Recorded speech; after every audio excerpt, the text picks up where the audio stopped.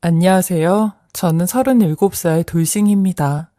저는 남편의 친모에게 시달려 공황장애까지 겪게 된 5년간의 결혼 생활에 대해 이야기해 드리려고 해요. 제 연애는 남들과는 크게 다를 것 없이 소개팅으로 시작됐고 1년의 연애 끝에 결혼하게 됐죠. 다만 남들과 다른 점은 시어머님이 두 분이라는 점이에요. 한 분은 남편을 직접 낳은 친어머니시고 한 분은 남편이 어렸을 적 재혼하셔서 남편을 키워주신 계모예요. 앞으로 호칭을 친어머님, 새어머님으로 하도록 할게요. 결혼 전 시어머님 두 분 모두 따로 찾아뵀었는데 두 분 모두 성격도 좋으시고 상냥하게 대해주셨어요. 특히 새어머님은 시원시원하신 성격이라 저희에게 어떤 터치도 없으셔서 시월드에 시달릴 일은 없겠다 생각하며 걱정 없이 결혼을 결정하게 되었어요. 결혼식 당일엔 시댁 측에서 남편의 친모가 참석하는 걸 꺼려했기 때문에 친어머님을 결혼식장에 모시진 못했어요. 그게 조금 마음에 걸려 더 자주 찾아뵙고 했죠. 저희 신혼집은 41평에 방 3개로 신혼부부가 살기엔 조금 큰 평수였어요. 약간 부담이 되긴 했지만 남편의 설득으로 결정하게 되었죠. 방 3개에 하나는 침실, 하나는 서재, 하나는 게스트룸으로 두고 손님이 오면 사용하기로 했죠. 이 결정을 두고두고 후회하게 될 줄은 그때는 전혀 몰랐어요. 결혼한 지 2주일 정도 되었을 때 친어머님이 저녁을 같이 먹자며 올라오셨어요. 큰 캐리어를 들고 말이죠. 어머님, 웬 캐리어예요? 제 질문에 아들한테 못 들었어? 나 여기 며칠 있기로 했는데 근데 내 방은 어디야? 너무 당당하게 본인 방을 찾으시는 말에 저는 정말 당황스러웠어요. 일단 게스트룸을 알려드리고 안방으로 가서 남편에게 전화를 했죠. 친어머님 오셨는데 캐리어를 들고 오셨는데 며칠 계신다는 게 무슨 말이야? 라고 말하자 남편이 아무렇지 않게 집에 보일러가 고장나다 그래서 우리 집 방도 비는데 며칠 있다가 가시라고 했지. 라고 말하는 게 아니겠어요? 어찌나 어이가 없던지 저도 모르게 큰 소리가 나오고 말았어요. 아니, 여기 우리 신혼집이야. 당신 혼자 사는 집이 아니고 이런 일이 있으면 나한테 먼저 말해야 되는 게 당연한 거 아니야? 내가 이 얘기를 어머님 모시고 나서 알아야 되겠어? 나 진짜 얼마나 당황스러웠는지 알아? 제 말에 남편은 미안하다며 앞으로는 미리 얘기하겠다며 거듭된 사과에 저는 진정하고 전화를 끊었어요. 그래, 어머님도 남편이 오라고 한 거니 잘못은 없으시지. 라고 생각하며 거실로 나왔어요. 어머님께서 계신 방에 노크를 하려는 찰나 문 밖으로 전화하는 소리가 새어나왔어요. 그래, 아주 나 들으라고 큰 소리로 얘기하더라. 남이라 이거지. 걸어 죽든 말든 애가 그렇게 한 반데 싸가지가 없네. 너는 어떻게 그렇게 못 배운 애랑 결혼을 했어? 결혼식에 가서 그 집 부모 얼굴을 봤었어야 됐는데 애를 아주 잘못 키웠어. 얘기를 듣다 보니 남편이랑 통화를 하는 듯 했어요. 내가 그동안 알고 지내던 사람은 누구였지? 싶을 정도로 모진 말을 뱉어내더군요. 저희 부모님을 언급할 때는 정말이지 온몸이 부들부들 떨리고 심장이 조이는 느낌이 들었어요. 제가 무슨 잘못을 했다고 부모님까지 욕을 먹어야 하나 생각할수록 억울하고 속상해서 방으로 들어와 엉엉 울었어요. 남편이 돌아와서 퉁퉁 부은 제 눈을 보고 왜 그러냐며 달랬지만 저는 아무 소리 하지 않고 저녁을 차렸어요. 힘이 하나도 없어서 아무것도 하지 않고 누워있고 싶었지만 저녁을 차리지 않으면 또 저희 부모님이 언급될 것 같았습니다. 어머니, 저녁 차렸으니까 나와서 드세요. 저는 도저히 마주 앉아 식사를 할 수 없을 것 같아서 어머님께 말한 후 남편에겐 몸이 좀 안 좋아서 먼저 들어가 잔다고 했어요. 저는 침대에 누워 앞으로 어머님을 어떻게 대해야 하나 생각하고 있을 때였어요. 쟤는 나왔다고 되게 유난 떤다. 원래 저러니? 라는 어머님의 목소리를 마지막으로 쿵쿵 뛰는 제 심장 소리를 들으며 잠에 들었어요. 어차피 평생 같이 살 것도 아니고 며칠만 참자 생각했던 게 우습게도 친어머님은 보일러를 고치고 난 이후에도 이런저런 이유를 대며 한 달 반 이상은 저희 집에 머물다 가셨어요. 거의 같이 사는 거나 다름없었죠. 처음 오신 날은 제게 트라우마처럼 남아서 그 후로는 저희 집에 오시는 거에 불만을 표현하지 못했어요. 그렇게 가만히 있다 보니 누가 누구 집에 얹혀 사는 건지 모를 정도가 되었습니다. 그렇게 약 2년 정도의 시간이 흘렀죠. 2년 동안의 결혼 생활은 정말 저를 지치게 만들었어요. 두세 번 방문하셨을 즈음인가 어머님은 저희 집 비밀번호를 알려달라 하셨어요. 저는 그건 좀 아닌 것 같아서 어머님 그냥 오시면 제가 문 열어드릴게요 라고 말하는 제게 화를 내셨어요. 예, 내가 뭐 훔쳐간다니? 반찬 만들어 올 때마다 연락하기 번거로워서 그렇지. 다치 생각해서 하는 얘기인지 모르지. 애가 결혼하더니 성격이 이상해졌어. 이상해진 건 어머님 아니신가요? 라는 말을 속으로 삼키며 비밀번호를 알려드렸죠. 그 후로 어머님은 정말 오고 싶을 때마다 오셨어요. 문을 열면 오늘은 계실까 하는 마음에 제 집에 들어가는 게 무서울 정도로요. 심지어 저희 집에 본인 친구들을 데려오시는 바람에 친구분들까지 대접해야 했어요. 친구분들이 왔다 가실 때마다 종종 크리스탈 접시, 닭이 세트 등 고가의 물건들이 없어지곤 해서 어머니께 여쭤보면 너희 집 접시가 뭔지 내가 어떻게 아니? 라고 대답하셨어요. 내가 너무 예민하게 반응했나 싶었지만 비싼 장식품들까지 하나둘씩 사라지게 되자 누군가 가져갔다는 확신이 들었죠. 저는 어머님이 안 계실 때 남편에게 이야기했어요. 비싼 물건들이 사라졌다고 말이죠. 집에 도둑이라도 든 거 아니야? 남편은 대수롭지 않게 대답했어요. 저는 너무 답답해서 도둑이 무슨 집에 들어온 흔적도 없이 접시를 훔쳐가. 만약에 도둑이 맞다면 그 실력으로 은행을 털지 우리 집 접시를 털겠어? 라고 말했죠. 제 말에 남편은 그래도 없어진 게 집 문서가 아니라 다행이지 않냐라는 마음 편한 소리만 했어요. 저는 어머님 친구분들 중에 한 분이 아닐까 의심을 했지만 증거 없는 심증뿐이고 설사 맞다 하더라도 어머님 친구분을 신고할 수도 없는 일이라 어쩔 수 없이 넘어가야 했죠. 그러던 어느 날 그 일이 터지게 돼요. 옷장을 정리하다가 중요한 날 입으려고 사뒀던 브랜드 옷 몇 벌이 안 보이는 걸 알았죠. 옷장에 두고 손대지도 않았던 옷이라 어머님께 여쭤봤어요. 혹시 제 옷 못 보셨냐고 말이죠. 이번에도 모르겠다고 얘기하실 줄 알았던 어머님은 아무렇지도 않게 너 그 옷들 잘 안 입지 않니? 아까워서 친구 딸 주라고 줬지. 라고 하시는 게 아니겠어요? 순간 너무 어이없고 화가 나서 어머님, 제 허락도 없이 그렇게 주시면 어떡해요? 그거 비싼 건데 적어도 저한테 안 입는 옷이냐고 물어보셨어야죠. 라고 말했더니 아니, 비싼 거면 맨날 입고 다니지. 왜 옷장에 모셔두니? 그리고 너 지금 나 가르치니? 라고 말하시더라고요. 조금의 미안함도 없는 모습에 화가 치밀어 올랐어요. 대화가 안 통해도 이렇게 안 통할 수가. 저는 그날 남편에게 여태까지 일을 말했어요. 친어머님 때문에 너무 힘들다고 말이죠. 그리고 다음날 남편은 50만 원이 든 돈 봉투를 줬어요. 여보, 고생 많았어. 어머니가 일부러 당신 괴롭히러 오는 것도 아니고 다 사정이 있으셨잖아. 이걸로 새 옷 사입고 속상했던 거 다 풀어. 솔직히 돈으로 해결된 문제는 아니었지만 남편 입장에서도 곤란하겠다 싶어 화는 나지만 알겠다고 말하며 넘어갔어요. 그리고 일주일 뒤 어머님이 집으로 기별도 없이 찾아오셨어요. 문을 열고 들어오신 어머님은 다짜고짜 저를 밀어붙이더니 야, 50만 원 당장 가져와.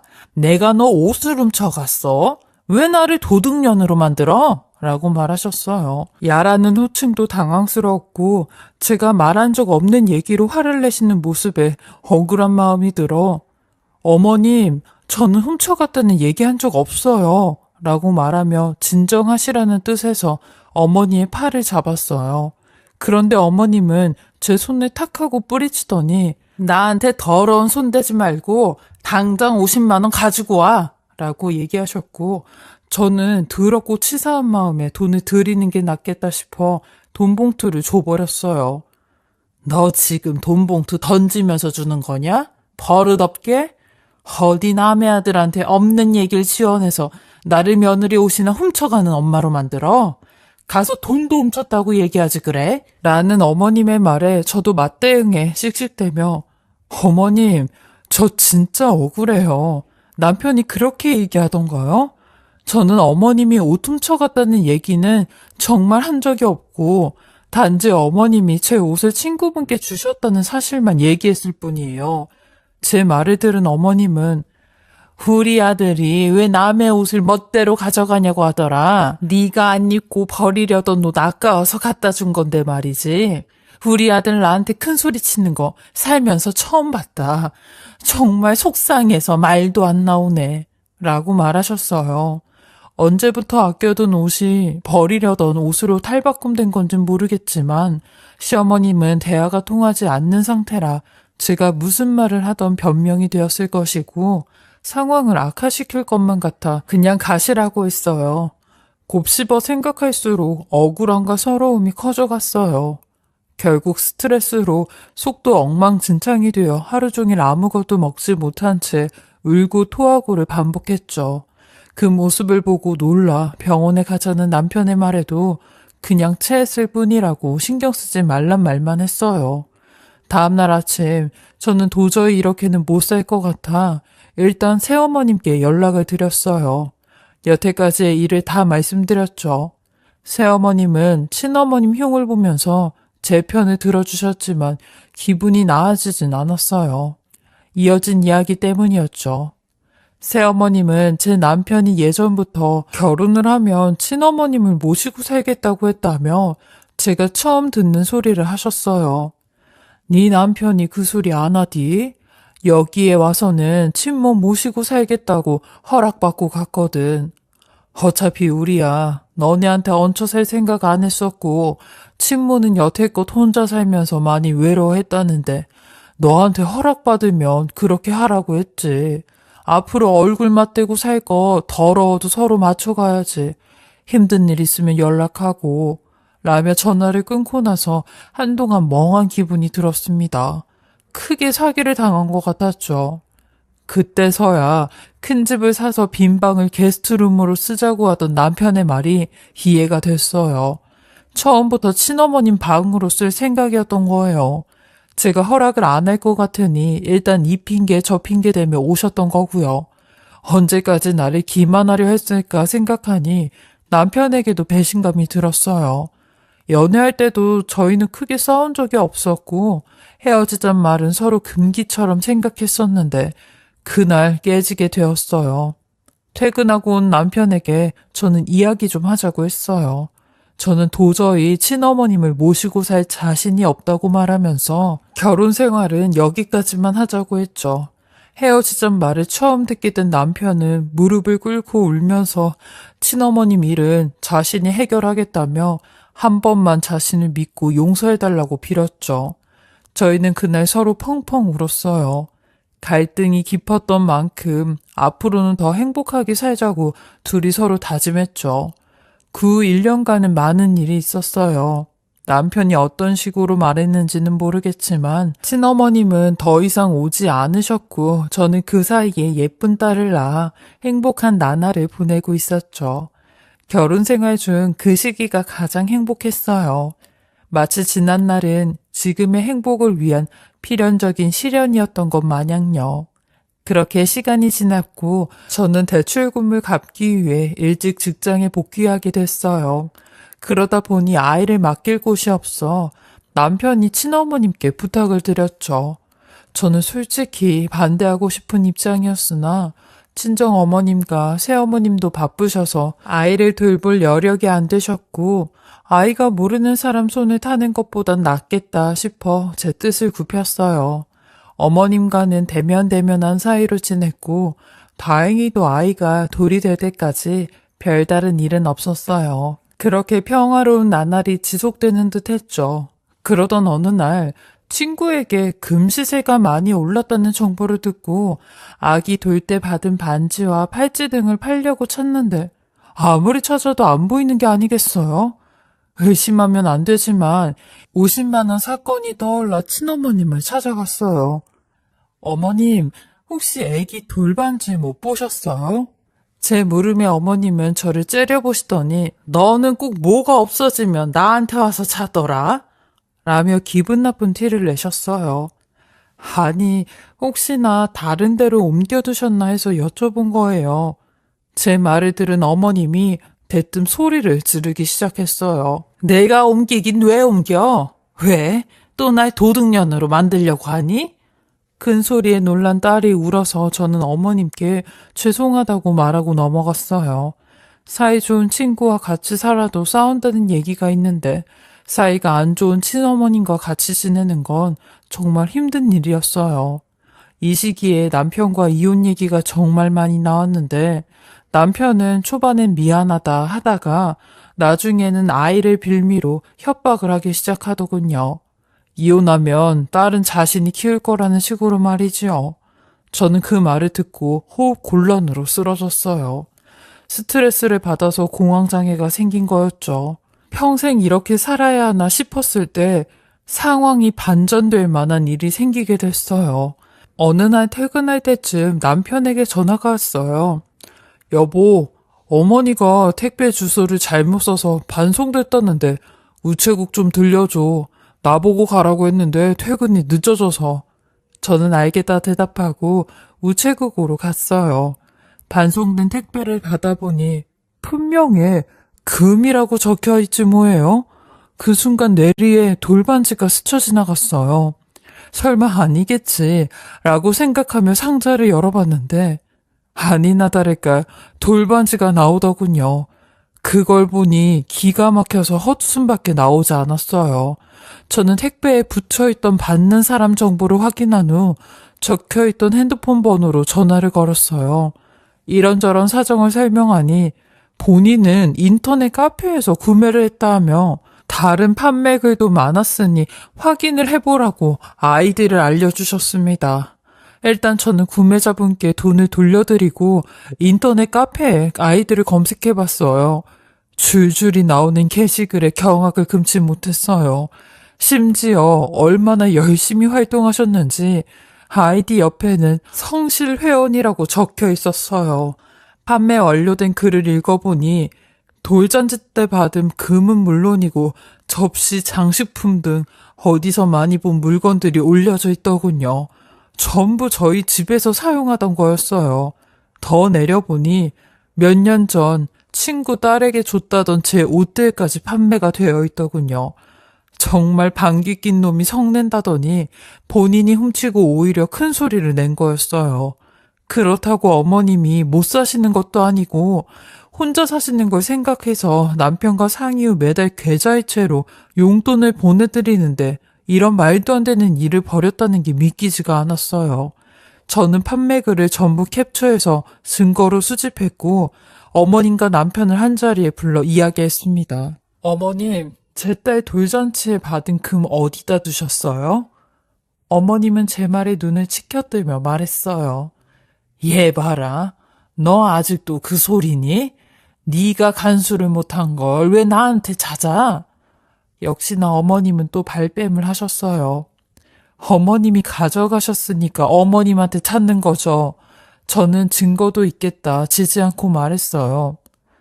어머, 얘 말하는 것 좀 봐라. 눈 동그랗게 뜨고 사람 도둑년 만드네. 어구구. 어머님은 혈압이 오른다며 뒷목을 잡으셨고 남편도 도대체 왜 이러냐며 저를 나무랐습니다. 어머님 저한테 미안한 마음 조금도 없으세요? 만약에 여기서 어머니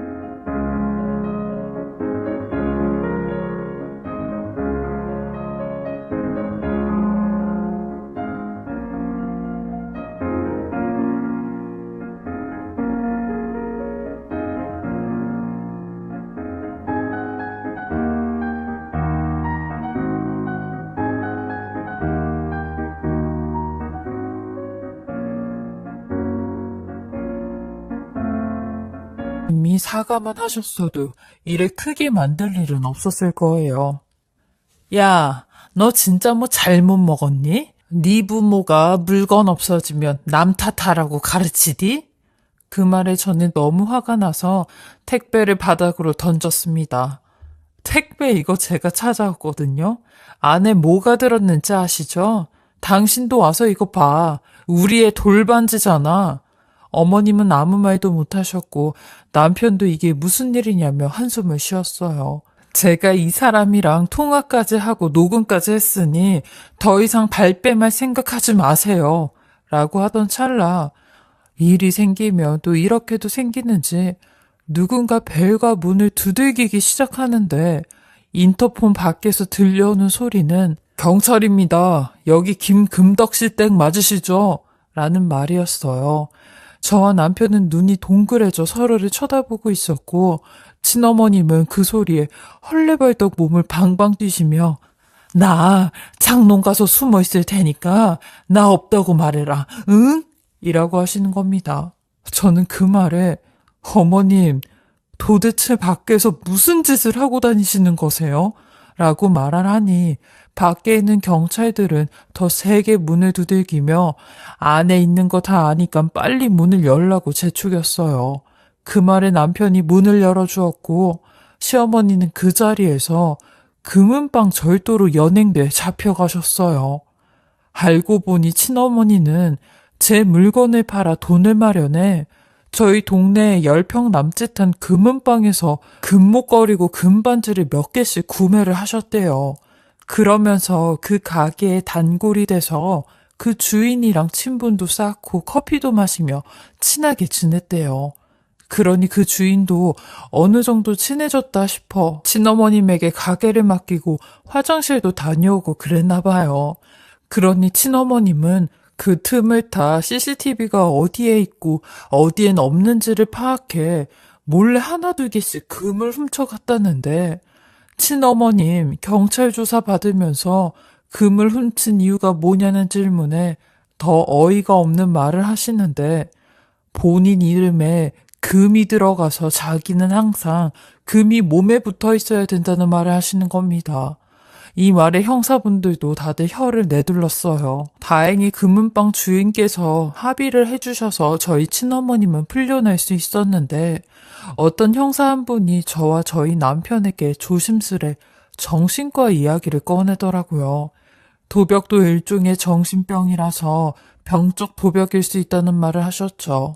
이 말을 듣고 남편이 먼저 친어머님에게 정신과에 한번 가보자고 하니 친어머님은 울며불며 제 탓을 하시는데 다 너 때문에 이 모든 계획이 다 꼬인 거야. 네가 나를 캐고 다니지만 않았어도 내가 이렇게 걸리지도 않았을 거라고. 다 너 때문에 내 기운이 애군으로 들어온 거야. 라며 도끼 눈으로 절 쏘아붙이셨어요. 그 모습의 남편은 이제서야 본인 엄마가 정신적으로 이상하다는 걸 느꼈고 정신병원에 모시고 가 입원 치료를 받게 했어요. 병원에 입원하는 것도 얼마나 힘들었는지 나중엔 시아버님까지 오셔서 친어머님 구슬리고 달래고 해 간신히 입원을 시키셨어요.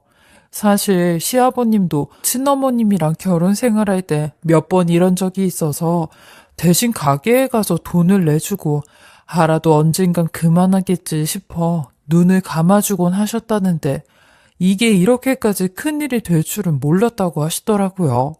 그리고 결국 저도 남편과 이혼을 했어요.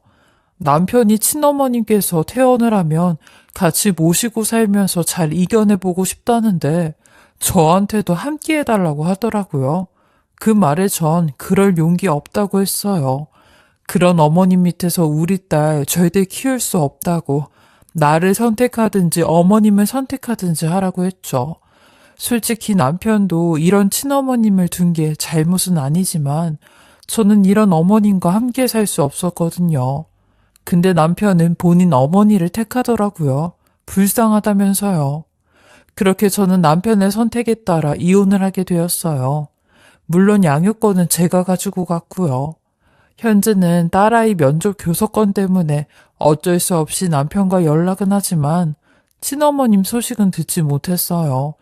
진전이 없으니 남편도 별 얘기가 없는 것 같았죠. 그렇게 전 실패한 결혼 생활에 마침표를 찍었어요.